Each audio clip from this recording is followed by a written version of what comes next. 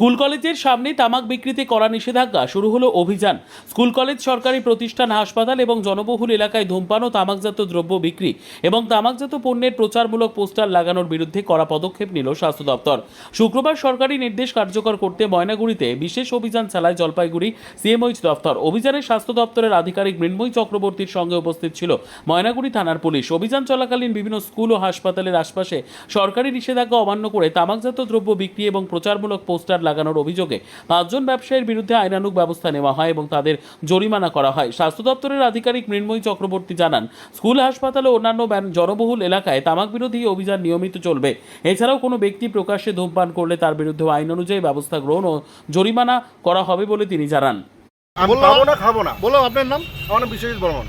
বলো আপনি কিসের দোকান করেন? আমি পানের দোকান করি একটা। এই গুটখা এইসব মশলা টশলা সিগারেট টিকেট বিক্রি করেন? হ্যাঁ, এটা তো থাকবে, প্রত্যেক দোকানে থাকে। তো আমার এটা তো বন্ধ করতে বলছে। হ্যাঁ, সরকার তো বন্ধ করতে বলছে। হ্যাঁ। তা আপনারা কি বলবেন? কোম্পানি যদি বন্ধ থাকে তাহলে আমাদের কোনো চাপ নেই, তাহলে আমরা পাবো না, তো বিক্রি করবো না। কোম্পানি বন্ধ করুক। সাধারণ লোকের হ্যারাসমেন্ট করে লাভ আছে? ফাইন মতো কোনো মাইকিং নেই, কোনো ইসে নাই। হঠাৎ করে এসে দোকানদারকে এরকম কেস টেস দিবে, উচিত না এটা। আপনি কিসের ব্যবসা করেন? এই ছোটো ছোটো পান সুপারি, এই যে গুটখা টুটখা এগুলো তো রাখেন আপনারা। হ্যাঁ। তো এটা জানেন আজকের থেকে বন্ধ হয়ে যাচ্ছে এবং বাজারে ইন্সপেক্টর ঘুরছে। হ্যাঁ।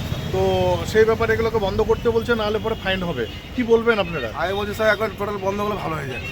গুটকা মানে কাদের বন্ধ করতে বলছে? কোম্পানির গুটকা যত গুটকা আছে সমস্ত বন্ধ হলে ভালো হয়। সাধারণ ব্যবসায়ীদের বন্ধ করে লাভ নেই। না, আমাদের মধ্যে লাভ কি?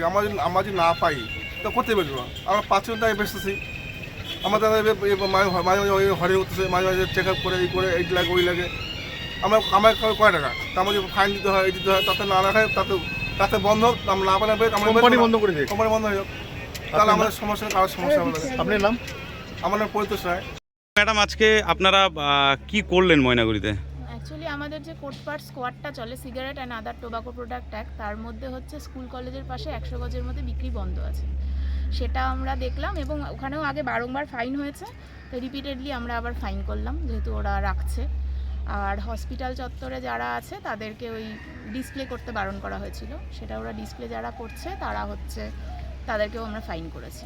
আর পাবলিক প্লেসে ভায়োলেটারদের আমরা আজকে দেখিনি, আমরা mainly school, college, hospital, bus stand এরিয়াটাই দেখেছি। বললাম নিয়ম কি আছে, মানে পাবলিক প্লেসেও সিগারেট খাওয়া যাবে না? সেকশন 4 যেটা, পাবলিক প্লেসে কেউ ধূমপান করতে পারবে না, সেটা বারণ আছে।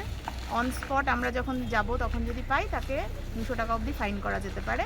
আর যেটা মেনলি খুব গুরুত্ব সহকারে দেখা হচ্ছে, সেটা হচ্ছে স্কুলের পাশে 100 গজের মধ্যে কোনো দোকানদার বিড়ি, সিগারেট, খৈনি, গুটখা, জর্দা বিক্রি করতে পারবে না, নিষেধাজ্ঞা আছে। সেটা 2016 থেকেই জলপাইগুড়িতে লাগু আছে। এবং অ্যাড যদি থাকে?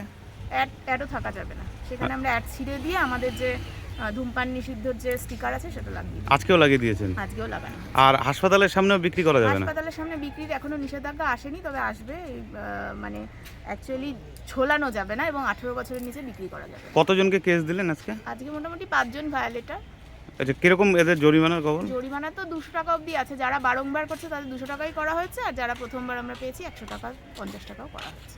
মানে আগামীতে যদি না শুনে তাহলে কি এদের বিরুদ্ধে আইনত? এটা চলবে, এটা তো কম্পাউন্ড রিসিপ্ট, যতবার আমরা পাবো ততবারই করব। এবং পুলিশদেরকে বলা হয়েছে যদি ওরা না মানে তাহলে তাদের সিজ করবে তখন। মানে ওই জিনিসপত্র সিজ করারও ইয়ে আছে? সেটা আছে, সেটা এখনো পরবর্তীতে সেটা করা হবে যদি না তারা শোনে। ম্যাডাম, আপনার নাম এবং কি দায়িত্বে আছেন? আমার নাম মৃন্ময়ী চক্রবর্তী, আমি সিএমওইচ অফিস জলপাইগুড়ি থেকে আসছি, এই সেলের জন্য আছি।